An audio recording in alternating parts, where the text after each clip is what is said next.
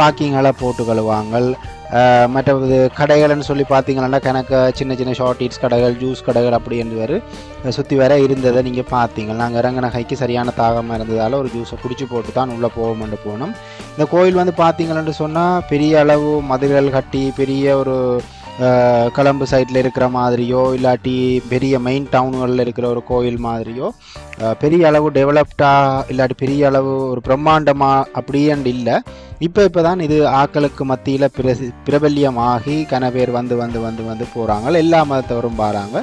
நாங்கள் வந்த டைம் பார்த்தீங்கன்னு சொன்னால் உள்ளே ஒரு பூசை நடந்துகிட்டு இருந்தது.